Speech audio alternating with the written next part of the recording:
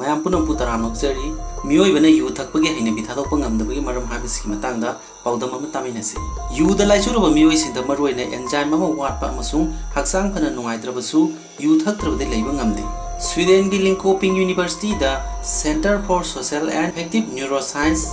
CSAN gi makok oina leiba marks helikna haiki PRDM2 ko enzyme amana maram oiraga mioibàna yu thakpagi Heinabi Thadokpa ngamdabani Haribe enzyme si mamang da cancer ka mari lenana pangthokhiba study kaya da kupna thijinkre adubu masina brain da maroiba mathau ama pangthokhali haibadi khangba ngamkide yu thakpagi Heinabi Thadokpa ngamdaba mioi singda brain gi frontal lobe ta soiba lei haiba matam kaya gi mamang da khangba ngamkre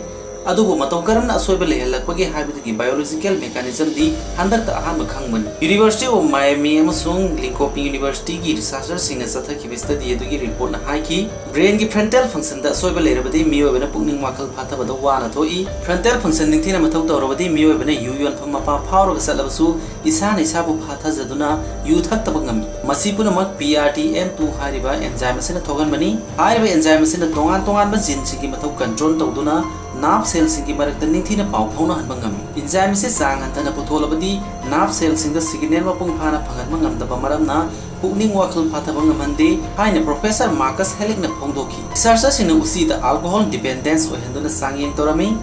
journal of phongkhiba study ki report adugi matungina maduda yu yaudrawadi leiba ngamdaba usi singna PRTM2 koba enzyme sang hantana puthorokpa maramna pukning wakal phathaba ngamde haiba khanglakhiben Molecular Psychiatry Journal of Phongkhiba study ki report adugi matungina yu da laisirwa mioi sing layengnabi anoba pambai puthoknaba honari Amaro the University of Virginia ki Dynadinex na lusingduna sathakhiba study amagi report na haiki madudi mathanta naitom leiba mioi sing yu thakpagi sang yamna wangna lei mayum makai palaba mioi singdi imung manung amsung nupi angangi wakal khanma maramna yu da laisu bugi sang nemna lei mathanta naitom leiba mioi singdi tungi wakal thoidona khandaba maramna yu da laisu bugi sang wangna lei haiba study edudagi khangba ngamki Researchers singna naitom leiba mioi lising maga chatuk tarani panbu atopa mayu makai palba mioi singa sangdamnaduna yu thakpagi mawong mato kupna yengsilami maduda naitom leiba mioi singna yu thakpa amasung yu da laisu bugi sang wangi haiba khanglakhibani yu da laisu ba haiba sina kanaguma mioi amagi lanai punsida akaiba thogalakpaga loinana imung manung mahi langhali amasung masagi mathau mawong tana pangthokpa ngamande marak marakta nongma phatok hanthaba changda yu thakpana hatta kanaba pi haibadi medical study kharagi report na phongdokhiba tarbasu yu haibasi laisu ganba oibna masida laisu khrabadi haksangi kaya khudimak soksilakpaga loinana hiram khudimakta amanga ta thogalai yu na mioibagi wakal khanbagi mawongda ahong thoganduna masa mathanta siningbai wakal phawalai malendu suicide tawduna masa mathanta sijariba mioi singi manungda yu ka hena thakpa mioi kaya marum yaurama thengnaki maduga loinana yu da laisuba mioi sing suicide tawbagi sang wangi haiba khanglaki adam sana yu thalalaba mioi singdi arepa wakal khanma ngamdabaga loinana ayamba matamda khoirang khoisaunaba poi madugisu mathakta pancreas liver amasung esophagus ta cancer narakpa ya yu na saba tumhanba amati metabolism da akaiba thogan maramna afaba sinjak charbasu haksangna sinjak ki kanarba nutrients sing losinba ngamde folate riboflavin vitamin B6 amasung selenium watpa maramna masal naba oningba chaning thangingba poktaba